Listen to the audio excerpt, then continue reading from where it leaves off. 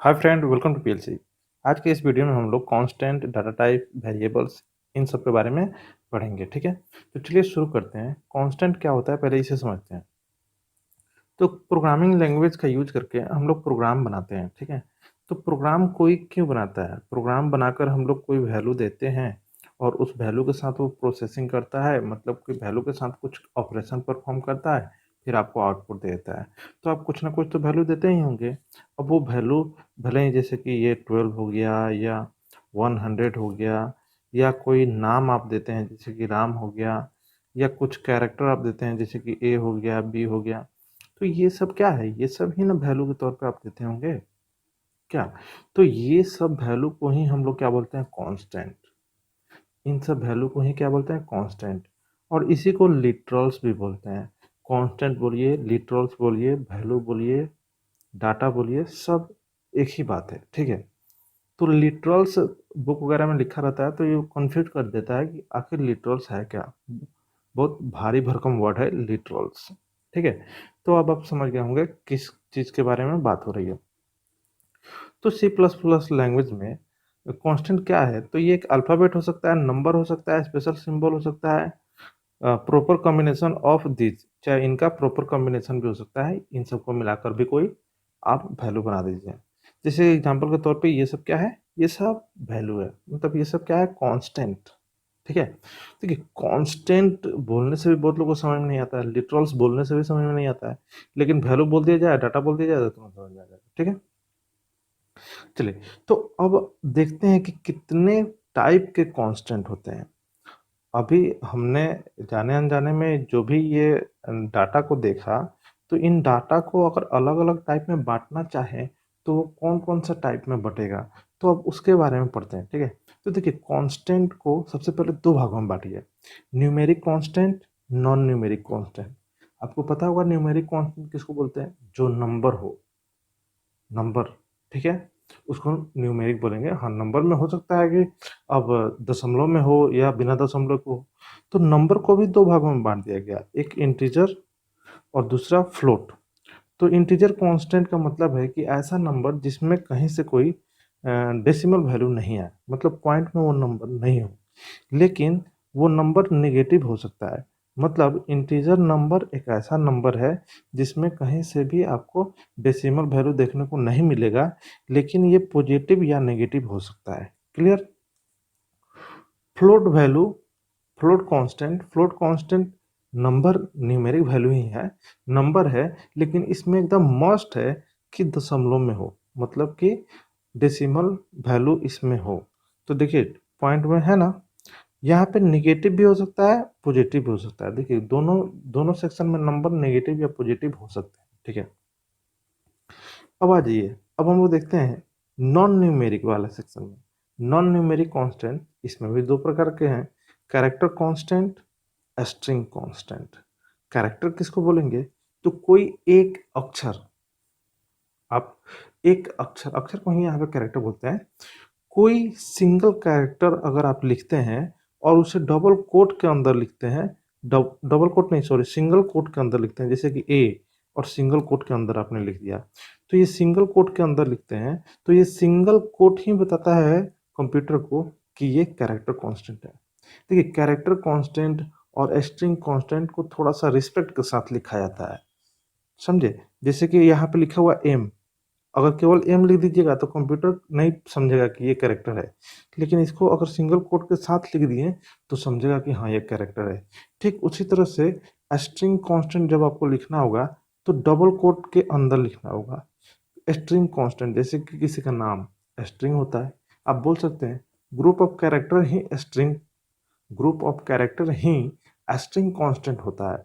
लेकिन ऐसा बात नहीं है, आप एक सिंगल कैरेक्टर को भी डबल कोट में अगर लिख देते हैं तो भी स्ट्रिंग ही मानेगा ये। ठीक है, देखिए यहाँ पे ए जो लिखा है और यहाँ पे जो ए लिखा है, दोनों दो चीज हो गया।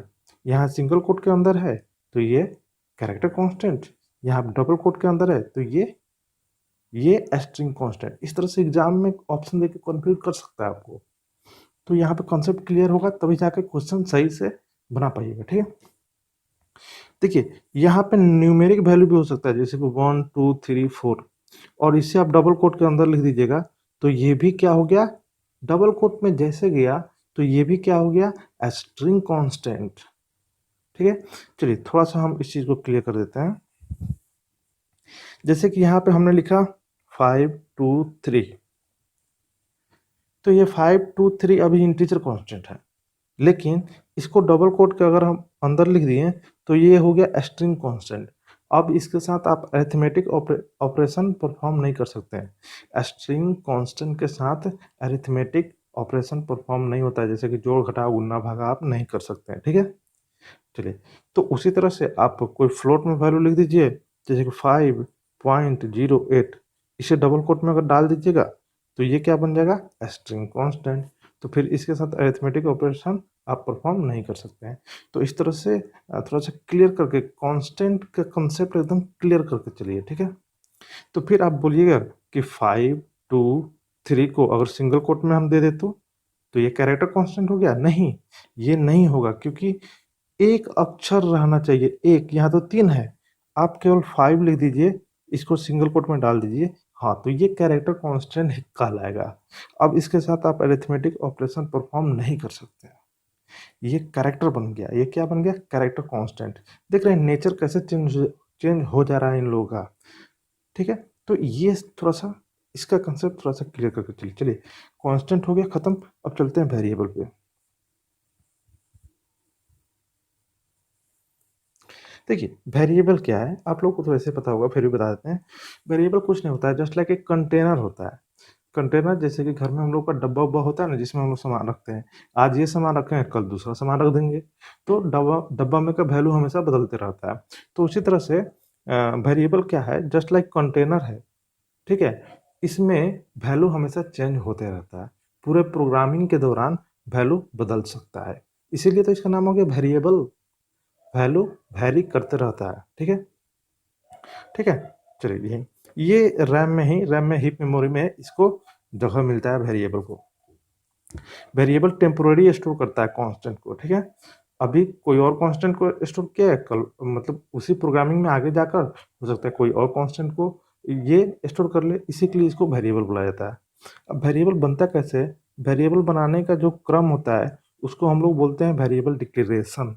तो वेरिएबल डिक्लेरेशन का सिंटेक्स केवल ध्यान में रखिएगा, वेरिएबल डिक्लेरेशन का सिंटेक्स है डाटा टाइप, वेरिएबल का नाम, डाटा टाइप लिख देना है, वेरिएबल का नाम लिख देना। देखिए एग्जांपल देख लीजिए आप, तो ये सब डाटा टाइप हो गया, ये वेरिएबल का नाम, डाटा टाइप वेरिएबल का नाम, डाटा टाइप वेरिएबल का नाम।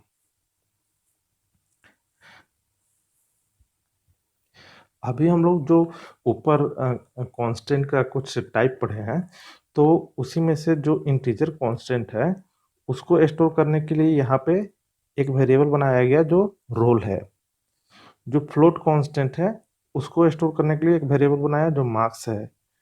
एक कैरेक्टर कांस्टेंट है उसको स्टोर करने के लिए एक वेरिएबल बनाया जिसका नाम क्या है, ग्रेड है। तो ये सब क्या करेगा, मेमोरी में कुछ इस तरह का बनेगा। ठीक है, सबका कुछ इस तरह का मेमोरी में जगह मिलेगा। अब यहाँ पे वैल्यू स्टोर करते रहिए। तो कंप्यूटर में अगर आप कोई वेरिएबल बनाते हैं, जैसे कि हम एक वेरिएबल बना दिए, वेरिएबल का नाम है ABC, तो अब आपसे कंप्यूटर पूछेगा ना कि इसमें किस तरह का वैल्यू स्टोर करें, कोई भी वैल्यू डाल दें, नहीं। कंप्यूटर में अगर कोई वेरिएबल बनाते हैं तो पहले ही कंप्यूटर को बताना होगा आपको कि हम ये वाला वैल्यू रखने के लिए हम वेरिएबल बनाए हैं। तो उस इसी के लिए कभी भी आप वेरिएबल बनाइएगा तो डाटा टाइप पहले ही डिक्लेयर करना होगा। तो अभी ABC जो हम बनाए हैं, तो ABC केवल हम इस तरह से लिख देंगे तो वेरिएबल नहीं बनेगा, इसके पहले कोई ना कोई डाटा टाइप हमको डिक्लेयर करना पड़ेगा, तभी वेरिएबल बन सकता है। ठीक है, तो चलिए ये हो गया वेरिएबल डिक्लेरेशन, मतलब वेरिएबल कैसे बनता है, इसकी कहानी। आगे बढ़ते हैं। देखिए एक डाटा टाइप का यूज करके कई सारे वेरिएबल बना सकते हैं, तो ये जितने भी वेरिएबल होंगे सब सेम टाइप के डाटा को स्टोर करेंगे। ठीक है, जैसे कि देख लीजिए यहाँ पे इंट है एक डाटा टाइप, और रोल, रेट, num1 ये सब वेरिएबल हो गया। उसी तरह से नीचे फ्लोट टाइप है। अब आ जाइए वेरिएबल इनिशियलाइजेशन किसे कहते हैं। देखिए वेरिएबल डिक्लेरेशन में बस वेरिएबल बन जाता है, वैल्यू इसमें नहीं रहता है। जैसे कि अभी हम बता देते हैं, जैसे कि यहीं यहीं ले लीजिए फ्लोट, फ्लोट मार्क्स, तो फ्लोट मार्क्स और फिर यहाँ पे सैलरी, दो वेरिएबल बन गया। तो इसमें वेरिएबल जब बना तो उस समय ये खाली रहेगा, तो खाली नहीं रहता है जनरली, इसमें गार्बेज वैल्यू कुछ कुछ कंप्यूटर डाल देता है।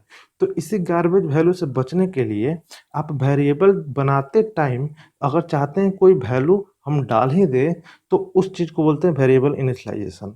तो वेरिएबल डिक्लेरेशन के टाइम कुछ वैल्यू को असाइन करना ही वेरिएबल इनिशियलाइजेशन कहलाता है। देख रहे हैं कैसे टर्म बदल जा रहा है, कहीं वेरिएबल डिक्लेरेशन कहला रहा है, कहीं वेरिएबल इनिशियलाइजेशन कहला रहा है, ठीक है। तो देखिए यहाँ पे वेरिएबल बनाने के लिए तो हम इतना लिखते हैं और इसी में बस इक्वल टू लगा दिए और ये जो भी डाटा है 1 2 3 वो डाल दिए, ठीक है। तो ये कहलाएगा वेरिएबल इनिशियलाइजेशन। मतलब अब क्या होगा, जो भी वेरिएबल बनेगा रोल, ये तो बन जाएगा और रोल बनने के साथ में 1 2 3 इसमें स्टोर हो जाएगा। तो अब इसमें गार्बेज वैल्यू नहीं जाएगा, जैसे कि यहाँ रोल बना था तो इसमें ऑलरेडी कुछ गार्बेज वैल्यू कंप्यूटर डाल देता है। तो कभी कभी आपको ये ऐसा करने की जरूरत महसूस होगी, ठीक है। तो चलिए अब आगे देख लीजिए, उसी तरह से कुछ कुछ वैल्यू दे दिया गया है वेरिएबल बनाते टाइम। अब आ जाइए, अब वेरिएबल जब आप बनाते हैं तो वेरिएबल जब बनाइएगा तो वेरिएबल का नाम देने के लिए कुछ नियम होता है, उस नियम को आपको फॉलो करना होगा। जिससे कि आप आइडेंटिफायर पढ़े होंगे, लास्ट वाले जो वीडियो है उसमें हमने आइडेंटिफायर पढ़ाया था। तो आइडेंटिफायर का जब नाम डिसाइड किया जाता है तो कुछ नियम को फॉलो किया जाता है। तो उस नियम में एक नियम ये भी है कि कीवर्ड से मैच नहीं करना चाहिए, ठीक है। कीवर्ड से आपका वेरिएबल का नाम मैच नहीं करना चाहिए। तो कीवर्ड का नॉलेज तो होना चाहिए। तो कीवर्ड तो हम कल डेफिनेशन बता दिए थे, लेकिन सारा कीवर्ड का लिस्ट हम बोले थे कि दे देंगे। तो इस वीडियो में ही हम दे रहे हैं, ये सारा कीवर्ड का लिस्ट है। देखिए पहले जूम कर करके हम समझा देते हैं। सी में जितना कीवर्ड था वो सारा का सारा सी प्लस प्लस में आ जाता है, ठीक है। तो ये आपका 32 कीवर्ड होगा। इसके अलावा सी प्लस प्लस का ये अपना कीवर्ड हो गया, ठीक है। सी प्लस प्लस का ये अपना कीवर्ड हो गया। बस एक नज़र आपको देख लेना है, क्योंकि हो सकता है क्वेश्चन में यहीं से कुछ ऑप्शन के तौर पे डाल दे कि ये वैलिड आइडेंटिफायर है कि नहीं है, या ये कीवर्ड है कि नहीं है। ऐसा क्वेश्चन बना सकता है, तो आपको थोड़ा सा एक नज़र इस पे दोहरा लेना है, ठीक है। और उसके बाद ये दोनों तो कम से कम एकदम देख ही जाइएगा, ठीक है। और जो नीचे वाला है, नीचे वाला जो है उसको ना भी देखिएगा तो कोई बात नहीं है, लेकिन ये सब भी कीवर्ड है, ठीक है। ये सब भी कीवर्ड है। तो ये क्या हुआ, आंसी और टर्बो, ये बोल सकते हैं कि दो अलग अलग कंपनी है। तो आंसी कमेटी कुछ अपना कीवर्ड अलग से सजेस्ट की, वो भी डाल दी, और टर्बो जो थी वो भी अपना कुछ कुछ कीवर्ड डाल दी। तो ये सब अगर आप नहीं पढ़ना चाहते हैं तो छोड़ दीजिए, लेकिन इसको और इसको जरूर पढ़ जाइएगा, ठीक है। चलिए, तो ये हो गया कीवर्ड का लिस्ट। अब आते हैं डाटा टाइप, क्योंकि वेरिएबल बनाने के लिए आपको डाटा टाइप की जरूरत है, तो डाटा टाइप का भी तो नॉलेज होना चाहिए, ठीक है। तो डाटा टाइप क्या होता है, डाटा टाइप कीवर्ड में से ही कुछ कुछ वर्ड को उठाकर डाटा टाइप मान लिया गया है। तो देखिए जितने डाटा टाइप हैं, आइए हम कीवर्ड में दिखाए थे पहले आपको, थोड़ा सा टाइम लेंगे। देखिए कीवर्ड में इंट है कि नहीं है, ठीक है। उसी तरह कीवर्ड में आगे मिल जाएगा कैर है, देखिए कैर है कीवर्ड में। फिर फ्लोट भी मिल जाएगा, फ्लोट अभी नहीं दिख रहा है, इधर इधर कहाँ गया होगा, इधर ही छुपा हुआ है, देखिए यहाँ पे फ्लोट है, ठीक है। लॉन्ग है, डबल है, ये सब डाटा टाइप है। तो जो भी डाटा टाइप है वो कीवर्ड का ही पार्ट है, ठीक है। तो अब आज ये डाटा टाइप में, डाटा टाइप सही से थोड़ा सा पढ़ लीजिएगा तो समझ लीजिएगा कि कुछ कीवर्ड तो ऐसे ही याद हो जाएगा। तो डाटा टाइप हम लोग वेरिएबल के पहले इसीलिए लगाते हैं ताकि कंप्यूटर को बता पाए कि किस तरह के डाटा ये स्टोर करेगा, किस तरह के डाटा को वेरिएबल में स्टोर करेगा। तो आइए डाटा टाइप समझते हैं data type C plus plus में डाटा टाइप को पढ़ने से पहले कुछ बातों को समझ लेते हैं। यहाँ पे डाटा टाइप को 3 भागों में पहले बांटा जाता है: derived data type, basic data type, user defined data type. तो ये दोनों डाटा टाइप को बाद में देखेंगे। पहले बेसिक डाटा टाइप देखते हैं। बेसिक डाटा टाइप, जितना इतना तो बेसिक तो आपको एकदम नॉलेज होना ही चाहिए, ठीक है। बेसिक का एकदम नॉलेज होना चाहिए। बेसिक डाटा टाइप में आपको इंटीजर डाटा को रखने के लिए इंट और कैर 2 डाटा टाइप आता है, ठीक है। इंट और कैर 2 डाटा टाइप आता है। कैर बहुत सारे लोगों को कंफ्यूज करेगा कि कैर कैरेक्टर डाटा रखता है, ठीक है। कैर कैरेक्टर डाटा रखता है। कैर कैरेक्टर के साथ साथ इंटीजर डाटा भी रख लेता है। जो इंटीजर डाटा आप रखिएगा उसी को कैरेक्टर फॉर्म में बदल के स्काई इक्विवेलेंट वैल्यू लेके स्टोर कर देता है, ठीक है। तो उतना डीप हम नहीं जाएंगे, बस रट जाइए कि कैर भी इंटीजर डाटा स्टोर कर सकता है। फ्लोट डाटा अगर आप रखते हैं तो इसके लिए 2 है: डबल, पहले फ्लोट है फिर डबल है। देखिए यहाँ पे कैपिटल में लिखा है, लेकिन हमेशा डाटा टाइप को हम लोग लिखते हैं छोटे अक्षर में। तो कैपिटल में लिखा है, लेकिन आप समझ जाइए कि ये छोटे अक्षर में होगा। वॉइड भी डाटा टाइप है। जब फंक्शन पढ़िएगा तो वहाँ पे मिलेगा। जब कोई फंक्शन कुछ वैल्यू रिटर्न नहीं करता है तो वॉइड डाटा टाइप हम लोग रिटर्न टाइप के तौर पे लगा देते हैं। तो बेसिक डाटा टाइप में कैर, इंट, फ्लोट, डबल, वॉइड, इतना याद रखिए। अब आ जाइए, अब बेसिक तो हो गया, बेसिक की कहानी खत्म। अब आते हैं डिराइव्ड डाटा टाइप, ठीक है। डिराइव्ड डाटा टाइप, देखिए डिराइव्ड डाटा टाइप वो डाटा टाइप होता है, बेसिक वाले डाटा टाइप को ही आप यूज करके, ठीक है, उसमें कुछ मॉडिफिकेशन करके एक तरह से इसका पावर बढ़ा देते हैं, स्टोर करने का कैपेसिटी वगैरह बढ़ जाता है, तो वो ड्राइव में काउंट होने लगेगा, ठीक है। वो ड्राइव में काउंट होने लगेगा। ये डाटा टाइप जो काम कर रहा है, जो भी बेसिक ये काम कर रहा है, इसकी क्षमता बढ़ा देते हैं अगर आप, तो वो ड्राइव्ड डाटा टाइप बदल बन जाता है, ड्राइव डाटा टाइप के तौर पे वो बदल जाता है। तो देखिए ड्राइव डाटा टाइप में एरे आप पढ़े होंगे, अगर याद होगा तो, नहीं तो हम आगे पढ़ाएंगे ही। एरे, एरे जब आप बनाते हैं तो एक तरह से नया डाटा टाइप क्रिएट हो जाता है, मतलब ड्राइव डाटा टाइप क्रिएट हो जाता है।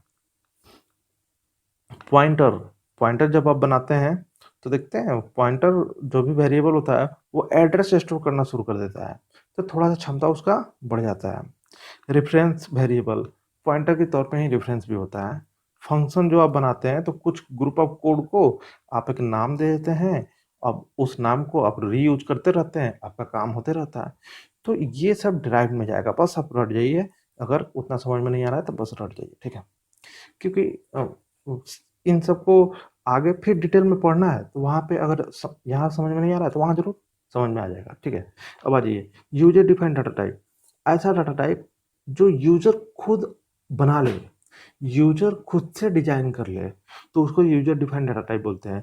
तो स्ट्रक्चर और क्लास, यूनियन, ये 3 गो तो आपको पढ़ना है, तो आगे मिल जाएगा। स्ट्रक्चर, क्लास, यूनियन, ये तीनों यूजर डिफाइंड डाटा टाइप है। तो स्ट्रक्चर भी थोड़ा पढ़ना है आपको, क्लास भी थोड़ा पढ़ना है। क्लास तो ज़्यादा पढ़ना है, स्ट्रक्चर थोड़ा सा पढ़ना है, यूनियन थोड़ा सा पढ़ना है, ठीक है।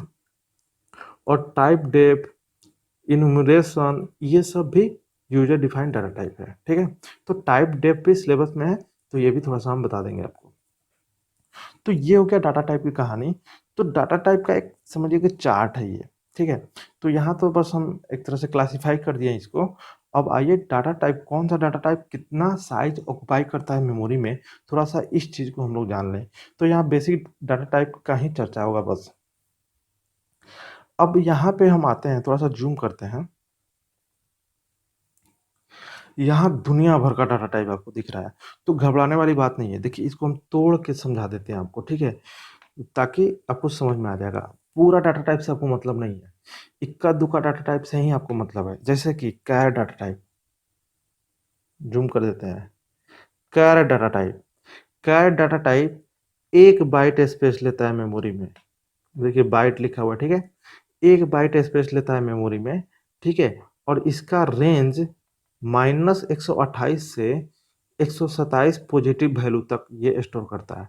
नेगेटिव वैल्यू 128 से 127 पॉजिटिव वैल्यू तक स्टोर करता है। मतलब कि अगर कैर टाइप का कोई आप वेरिएबल बनाते हैं सी एच, तो ये जो सी एच वेरिएबल है इसमें आप -128 वैल्यू मिनिमम स्टोर कर सकते हैं। अगर -129 वैल्यू अगर आप स्टोर करते हैं तो ये स्टोर नहीं कर पाएगा। उसी तरह से अगर पॉजिटिव वैल्यू आप स्टोर करना चाहते हैं 129, तो भी स्टोर नहीं कर पाएगा, क्योंकि इसका क्षमता कितना है, लास्ट 127 तक। ठीक है, तो सब में उसी तरह से कुछ मिनिमम कुछ मैक्सिमम, मिनिमम मैक्सिमम है। ठीक है, तो एक और बताएंगे, फिर बाद में बाकी आपको खुद से समझ लेना होगा। चलिए, तो कैर, बस कैर हो गया। अब आ जाइए इंट पे। तो देखिए, इंट 2 बाइट मेमोरी ऑक्युपाई करता है। अगर कोई वेरिएबल बनाते हैं इंटीजर टाइप, तो वो मेमोरी में 2 बाइट स्पेस लेता है। ठीक है, अब वो जो वेरिएबल जो आप बनाते हैं इंटीजर टाइप, वो मिनिमम कितना वैल्यू स्टोर कर सकता है और मैक्सिमम कितना वैल्यू स्टोर कर सकता है, आइए इस पे बात करते हैं। आपने अगर बनाया इंट ए, एक वेरिएबल, तो ये जो वेरिएबल है आपका ए, ये मेमोरी में मिनिमम इतना वैल्यू स्टोर करेगा, 32,768, और मैक्सिमम वैल्यू 32,767 स्टोर करेगा। ठीक है, तो देख लीजिए, अगर इससे ज़्यादा वैल्यू स्टोर करना है तो ये स्टोर नहीं कर पाएगा। अगर मान लीजिए 33,000 कुछ वैल्यू आपको स्टोर करना है तो ये स्टोर नहीं कर पाएगा। ठीक है, इतना आप ध्यान रखिएगा। तो हो, अब आप कहिएगा कि अगर हमको ये मान के चलिए कि 5 डिजिट का कोई नंबर है, हमको 6 डिजिट का नंबर स्टोर करना है, 7 डिजिट का नंबर स्टोर करना है, जो इंटीजर टाइप नंबर है, तो कैसे काम होगा? तो आपको फिर लॉन्ग डाटा टाइप का हेल्प लेना होगा। Long data type, long int, इस तरह से करना होगा। इंटीजर के पहले लॉन्ग जोड़ दीजिए, अब इसका क्षमता बढ़ जाएगा। मतलब कि अब ये लंबा वैल्यू को स्टोर कर सकता है। ठीक है, तो आइए थोड़ा सा लॉन्ग भी दिखा देते हैं। देखिए, यहाँ पे लिखा है लॉन्ग इंट। जैसे आप लॉन्ग इंट डिक्लेयर कीजिएगा तो ये 4 बाइट स्पेस लेगा मेमोरी में, और देखिए इसका क्षमता बढ़ गया, ये रहा। देख रहे हैं, मिनिमम वैल्यू इतना स्टोर करेगा और मैक्सिमम वैल्यू इतना स्टोर करेगा। तो बेसिक डाटा टाइप तो कुछ ही है, जैसे कि कैर, इंट, ठीक है, फ्लोट, डबल। अब देख लीजिए, फ्लोट जो है, अब इस चीज को भी समझाते हैं। फ्लोट 4 बाइट मेमोरी में जगह लेता है। ठीक है, फ्लोट 4 बाइट मेमोरी में जगह लेगा, और ये मिनिमम इतना वैल्यू स्टोर करेगा और मैक्सिमम इतना। तो इसको थोड़ा तोड़ देते हैं। देखिए, लिखा हुआ है 3.4 ई प्लस 3.8। अब तो समझ में नहीं आ रहा है कि भाई ये किस तरह का वैल्यू है। तो ये कंप्यूटर में कुछ इसी तरह से लिखता है, ई लगाया जाता है। तो इसका मतलब ये समझ लीजिए, 3.4 10 टू द पावर, एक सेकेंड थोड़ा सा ठीक कर लें, इनटू 10 टू द पावर 38। इस तरह का आप देखते होंगे वैल्यू, केमिस्ट्री वगैरह में कुछ कुछ कुछ कुछ वैल्यू का मान होता है। ठीक है, तो अगर इस तरह का वैल्यू स्टोर करना है तो आपको क्या, कौन सा यूज करना होगा? फ्लोट। और फ्लोट जो वैल्यू होता है, आपको पता है पॉइंट में होता है। अगर पॉइंट वाला वैल्यू इससे भी बड़ा मिल जाए तो फिर डबल में चले जाइए, फिर डबल में चले जाइए। डबल क्या करेगा? फ्लोट वैल्यू का, फ्लोट वैल्यू से बड़ा बड़ा वैल्यू डबल स्टोर कर लेगा। ठीक है, तो ये पूरा का पूरा हम आपको चार्ट दे रहे हैं, आप इनमें से छांट लीजिएगा और ज़रूरत भर ही याद कर लीजिएगा। पूरा याद करने की कोई ज़रूरत नहीं है, और रेंज तो याद करने की ज़रूरत ही नहीं है। रेंज नहीं याद, क्या करना आपको हम बता देते हैं। कैर, इंट, फिर फ्लोट, डबल। देखिए, अब इनका साइज, जो भी अब साइज है वो याद कर लीजिएगा। ठीक है, थोड़ा सा लॉन्ग इंट देख लीजिएगा, और फिर लॉन्ग डबल, अब इससे ज़्यादा कुछ नहीं। ठीक है, साइंड अनसाइंड ये सब लगाने से थोड़ा सा आपको फ़ायदा हो जाता है। चलिए इस चीज़ को भी हम बता ही देते हैं। देखिए, यहाँ पे लिखा है साइंड इंट, ठीक है, कहीं कहीं लिखा होगा अनसाइंड, अनसाइंड लॉन्ग इंट। देखिए साइंड अनसाइंड बस समझ लीजिए। जब आप लगाते हैं साइंड इंट, तो अब जो अगर आप वेरिएबल बनाते हैं ए, तो अगर ये ए वेरिएबल आपने बनाया साइंड, तो ये केवल पॉजिटिव वैल्यू स्टोर करेगा, बस पॉजिटिव। तो आप खुद देखिए, नॉर्मल जो इंट था कुछ नेगेटिव में, नेगेटिव पार्ट के लिए जगह ले लेता था, कुछ पॉजिटिव पार्ट के लिए। तो आप एक तरह से देखिए, ये वाला जो वैल्यू है इसी को तो दो भाग में यहाँ पे बांट दे रहा था। लेकिन जब आप केवल साइंड डिक्लेयर कीजिएगा, देखिए नॉर्मल अगर डिक्लेयर करते हैं, साइंड अगर आप यहाँ से अगर साइंड हम हटा दें, नॉर्मल इंट डिक्लेयर करते हैं, तो ये नेगेटिव भी स्टोर कर सकता है, पॉजिटिव भी स्टोर कर सकता है। तो नेगेटिव भी आधा नेगेटिव स्टोर करेगा, आधा पॉजिटिव, मतलब उतना ही स्पेस नेगेटिव के लिए रखेगा, उतना ही स्पेस पॉजिटिव के लिए रखेगा।